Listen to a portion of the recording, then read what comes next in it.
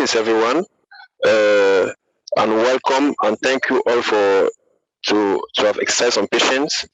Okay, so today we are going to start AFAN's clinical neuroanatomy series. So, act like it's a project at AFAN to help bridge the gap which exists, especially within students with their paucity of knowledge on neuroanatomy.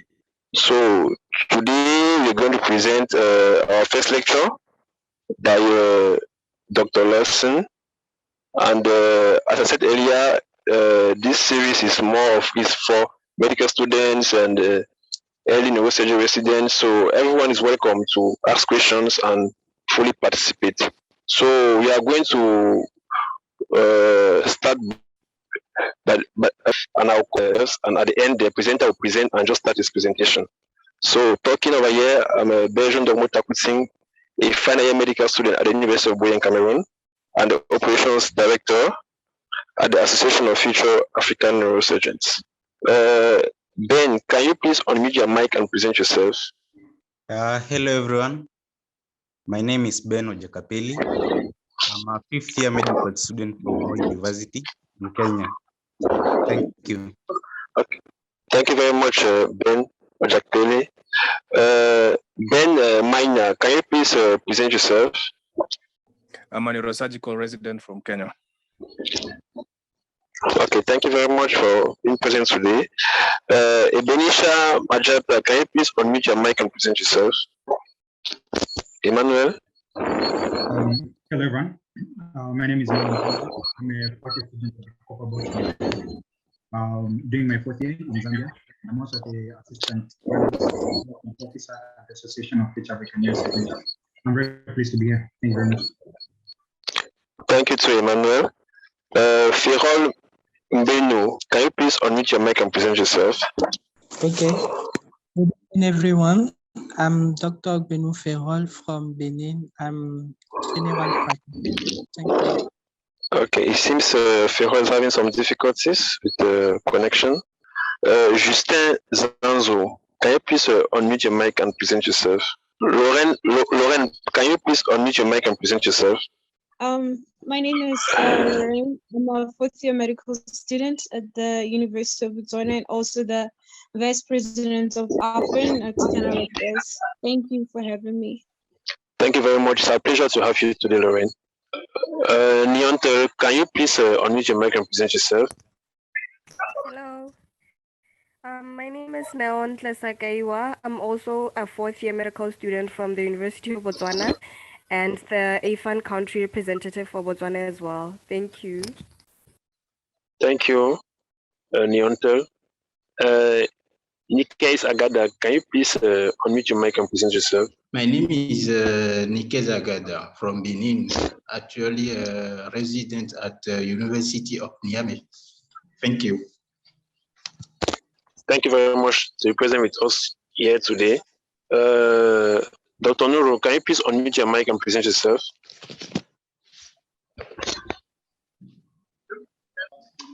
Thank you, Berjo. Dr. Nuru, a trustee board member of AFAN, chief president neurosurgery in the AFAN Training Center in Morocco. Thank you, everyone, to be there. Thank you very much.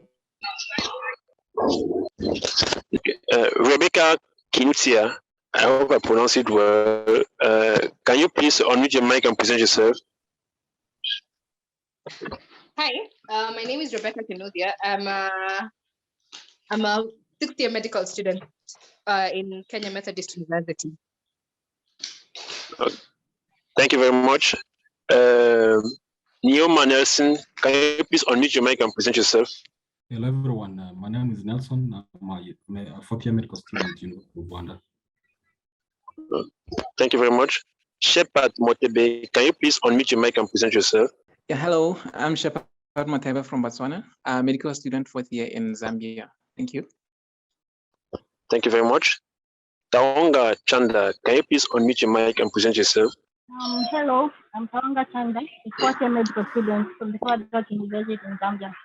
Thank you. Thank you very much. Omutoni Alice, can you please unmute your mic and present yourself? Hello, everyone. My name is Alice Anthony. I'm a fourth-year medical student from University of Rwanda, and as well as a representative of AFAN in Rwanda. Thank you so much. Thank you very much, Alice. Okay, Adju Francois, can you please unmute your mic and present yourself? Hello, I am Adju Francois. I am performing my residency in Morocco. Thank you. Thank you very much. Lord Strong, can you please unmute your mic and present yourself? Lord Strong, medical students at the University of Ibadan, Nigeria. Thank you very much for coming here today. Ichizum Frederic Bako, can you please unmute your mic and present yourself? Hello everyone. I am a resident of Neurosurgery in Burkina Faso and AFAN representative member of my country. Thank you. Thank you too for having me here today. I think the last person, Kasim Omar, can you please unmute your mic and present yourself? Yes, hello. My name is Kasim Omar, Kasim from Tanzania. I'm internship doctor from Muhimbili National Hospital. Thank you for having me. Okay, thank you very much. I hope that I've presented everyone. If not, please just feel free to present yourself in the chat box. And the presentation will go to us. When the presenter will start, in case you have any question, please feel free to type in your questions in the chat box. Dr. Lawson, you can present yourself and start your presentation. Thank you. So good evening, everybody. Good evening, every elder, and good evening, every colleague. I'm Dr. Lawson Dgidoula from Togo. I'm PGI1 Neurosurgery at Niamey. I will present this evening the term which is called Region of Head for AFAN Clinical Neuroanatomic Series, the first one of the year 2022. The plan we'll use is, first we'll talk about introduction with generalities, descriptive anatomy, clinical application, conclusion, and references. At the end of this lecture, we must know the skin point of the skull, we must know the parenchymal tracking point, and the ventricular approach way. In introduction, we can say the head is the upper part of the human body carried by the neck. The head is composed of two parts. We got the neurocranium and the splenocrinium. It's the neurocranium we saw there, gray, and the splenocrinium is blue on the view beside. We'll start with generalities. We can say in definition, head region is mean crane mapping. Is every skin, every centimeter of skin who cover the head. Name and localizations. Interest. This term got three interests. Clinical interest because the head is an accessible part of the body for clinical examination. Pathological because knowing head regions can help in diagnosis of tumoral, infectious, and traumatic pathologies, and is anatomosurgical. It can help with approach road in neurosurgery. In two, we'll talk about descriptive anatomy. First one, we'll talk about the skin. The skin of the head, who is called the scalp. The scalp got 5 components. The first one, to exterior to interior, we got the skin. The second one is the connective tissue. The third one is the aponeurosis. The fourth one is the los areolar tissue. And the fifth one, the most deeper is the periosteum. We can say the skin of the head got 21 regions. We'll talk about cranial region. There are 6. We got old region, frontal, occipital, and we got bilateral region, parietal, and temporal region. They are both. The face got 25 facial region. They are classed as median, paramedian, and lateral. As median, we can say nasal region, who is the first one, oral region, who is under the nasal region, and the mental region, who is under the oral region. We can talk about paramedian region. We can say orbital region, who is centered by the eyes. Under them, we got the infraorbital region, and under the infraorbital region, we got the buccal region.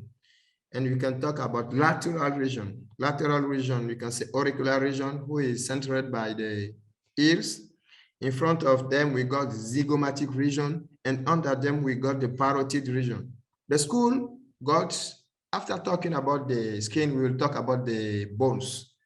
School got 8 bones. We got pure bone or bilateral bone as temporal, who is colored at orange over there, and parietal, who is blue.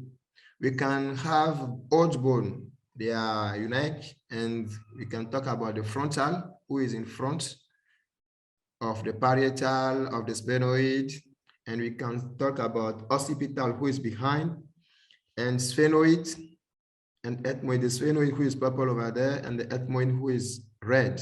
Face got 14 bones.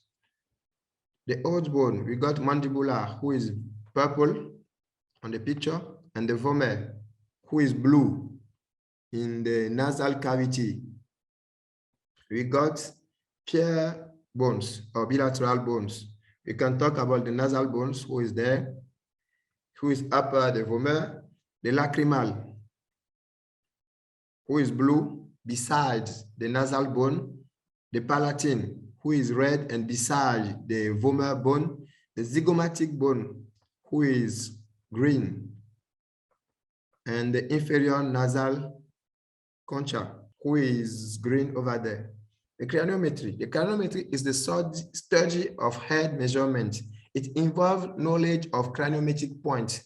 As craniometric points, we can talk about nasion, inion, bregma, lambda, and opistocranion. We got the nasion, who is there in blue. We got the inion, who is there in black. We got the bregma, who is blue over there. We got the opistocranion, who is purple, we can say. So we'll talk about those craniotomy points. We'll start with the nasion. The nasion is the union point of frontal bones and nasal bones. The bregma is the union of coronal suture and sagittal suture. Frontozygomatic point, who is the lateral union of frontal bones and zygomatic bones. We'll talk about the stefanian. The stefanian is the union of coronal suture and superior temporal line, who is the line where the muscle temporal reaches. Dipterion is an important region.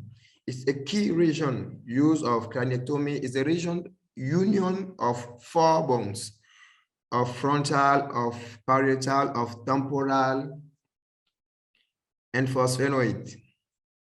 You can talk about the superior temporal line, who is the line of insertion of the most temporal, is the parietal, and the scali suture, who is behind the superior temporal line. In the superior view, you can see the sagittal suture. Sagittal suture is this line who separates the both parietal bones, left and right bones. The coronal suture, who is behind, is a line of union of frontal bone and parietal bone beside them.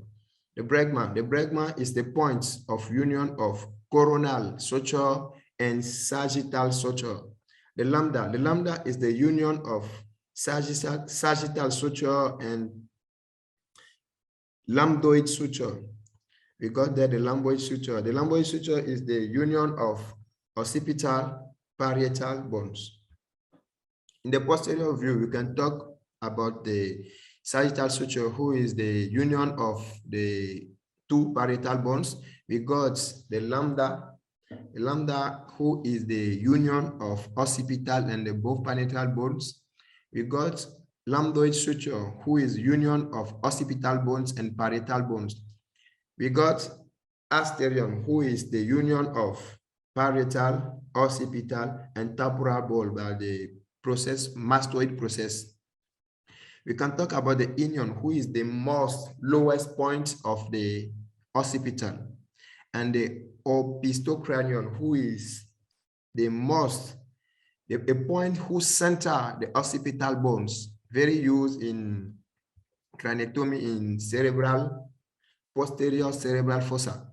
We can talk about the superior nuclear line, who is the line who is between the inion and the asterion.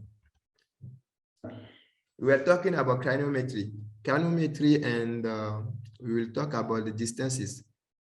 Nasion and bregma distances, who is 13 centimeters. Nasion and lambda, who is 24 to 25 centimeters. Bregma to lambda, who is 12 centimeter or 13 centimeter. Pterion over there to frontozygomatic point 3 centimeters. Opistocranion to inion 2 centimeters. Lambda to opistocranion 2 to 4 centimeters, and inion to lambda 4 and 6 centimeters. After the skin and the bones, we will talk about the meninges. We got 3 meninges. For the exterior to the interior, we can talk about dura mater, the most exterior meninge of the head, under the bone, who protects the brain and everything who is in the head. After that, we got arachnoids, who is under the dura mater, and we got pia mater, who is the most deepest meninge, and it's the pia mater got very most vessels. Those vessels who used to irrigate the brain. So we will start with parenchymal identification. We will talk about the central furrow. It's a point who is his superior point is 5 centimeters behind the bregma over there, and the inferior point is 2.5 centimeters behind the pterion. So we got over there the central furrow. This central furrow who is used when we must target tumor. The lateral groove is the line uniting a tracker of the line passing through the convexity and the frontozygomatic point.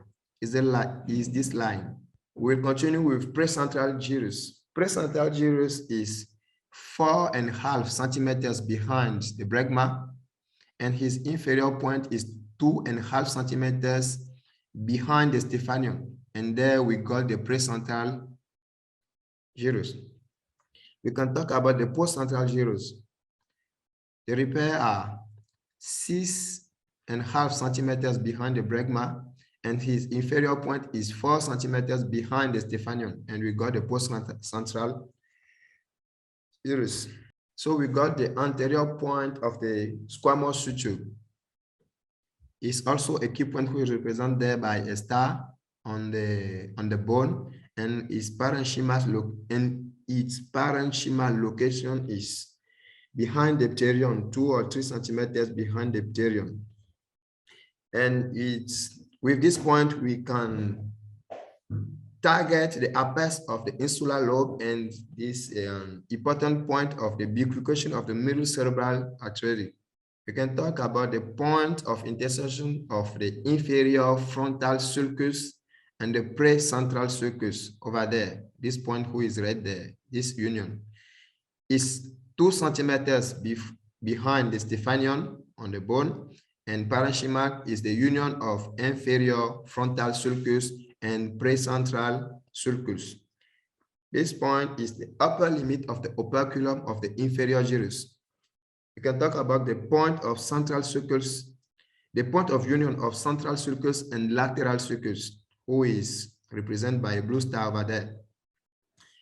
It's 4 centimeters above the E depression. It is there, and is equivalent to Helsch gyrus. The intersection of superior frontal sulcus and precentral sulcus is this red point. It's 3 centimeters behind, 3 centimeters to the right from the sagittal suture there, and 2 centimeters behind the coronal suture. It's a point to access the anterior horn of lateral ventricle, and is equivalent to the hand motor area. is a very important point used in particular peritoneal shunts. Upper point of central sulcus.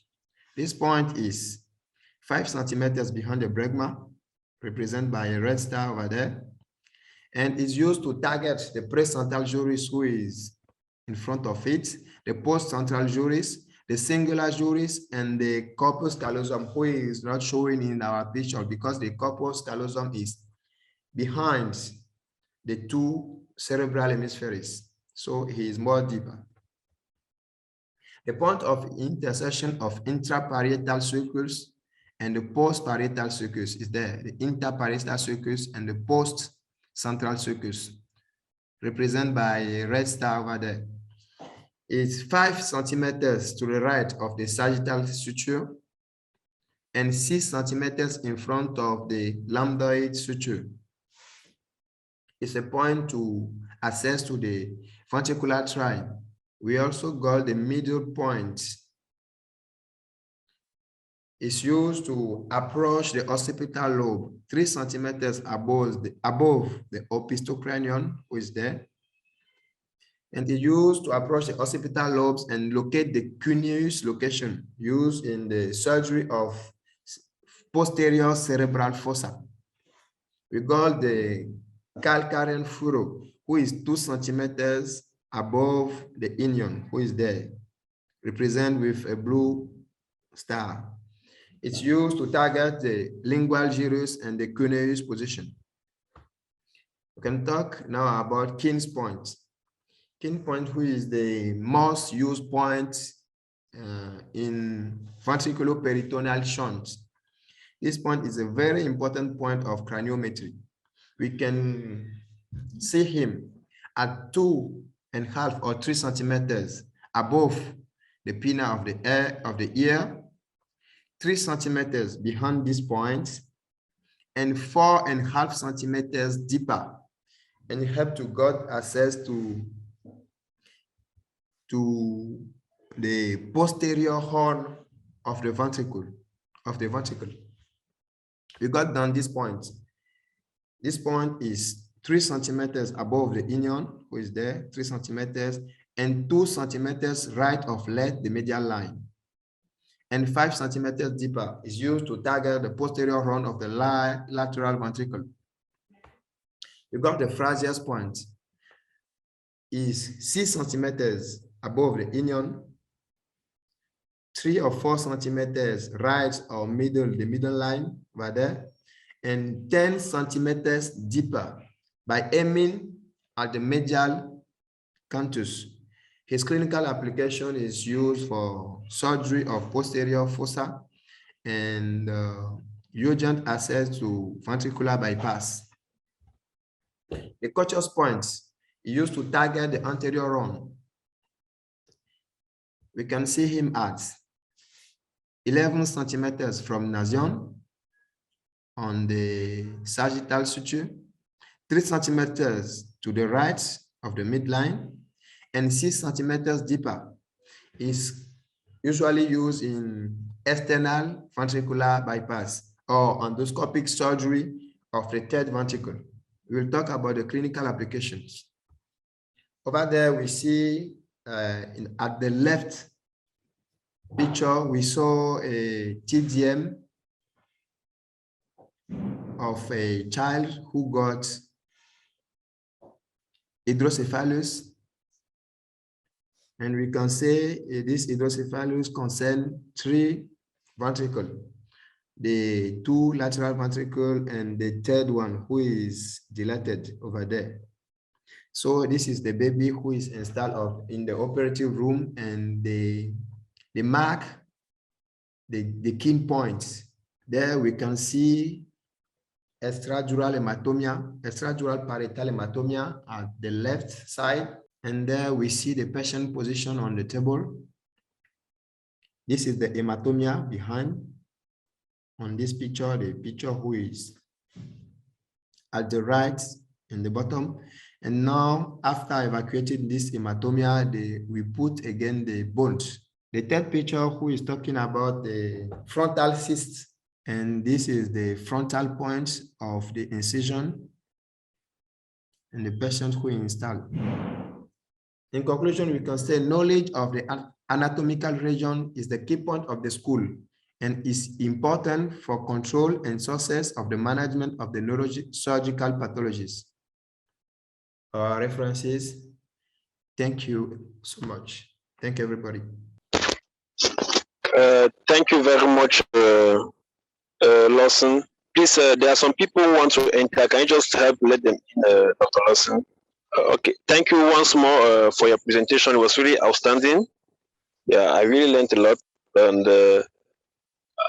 I actually want to congratulate you and also thank you very much for helping us today, having this key lecture on the neuroanatomy, and especially due to the fact that you help us actually like give the importance in neurosurgical practice, especially to us medical students, like so as to actually help us to know the importance of each of those regions, because you started with regions of the skin, went on to regions of of the skull, and gave key points which are very important in the special neurosurgical techniques and procedures.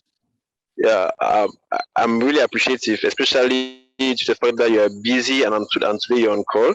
So now I want everyone to give type your questions in the chat box so that Dr. Lawson can help answer your worries before we leave here today.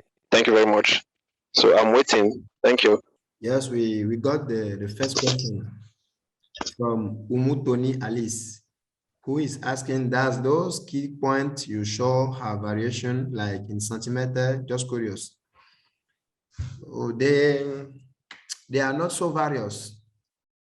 We can say everybody got variation, anatomic variation, but usually they are as described in the presentation. Hope I answer your question, Alex. Your question? Please, while waiting for others to ask questions, I will invite Dr. Nuru first, Dr. Dokuno, and any other person who want to add to this presentation. Thank you. Thank you, Berjo. I'm just happy to be part of this presentation, to follow, to listen. That's a wonderful job. I know it's not easy for you, your English, but it will come with time. Don't mind. 7 years ago, I think that it was not also easy for me to present in English as well. So I would like to congratulate you for your effort, and it was a good job. And I don't have some things to add more than what you present to us today. I'm so proud of you and congratulate. And thank you for everyone to attend. And I'm so happy to see that more people join your session. And I hope all of you enjoy. I will be there to answer for questions if you need. And thank you, everyone. Okay, thank you very much, Dr. Noro. I can't, seems there are no questions. Okay, there's a question. Okay, so Dr. Lawson, so just go ahead, please. Dr. Lawson. Yes. Okay. The kins and the dandy and the other point, do you use the same measurement to locate the landmark in patients of different age? What specific measurement adjustments are done to compensate for the head? Yes, with the kin point and the dandy point, it is almost the same. It is almost the same point. Even with children or even with adults, use the same point. But I can say with the experience, it's come easily. No, in my opinion, I think that you just need to adapt yourself about the craniometric point. Even if you had, I understand your question. Maybe sometimes you can have a macrocephaly, a macrocranie patient. I understand you, but you just need to repair the same structure that Dr. Lawson described. You just need to repair the structure, the coronal structure. You don't need to repair many craniometric points. And then, yes, maybe the measure will not be the same. I understand your question. You just need to adapt yourself about the school that you have in your hand. However, the anatomical landmark will not change. I don't know if it is a little bit clear for you. Okay, if there's no any other question, I think we'll end today's session. I want to thank everyone for taking out your time today to attend this session, and I hope to see you next week, Saturday, for the second lecture for the clinical neuroanatomy series. Thank you very much. So.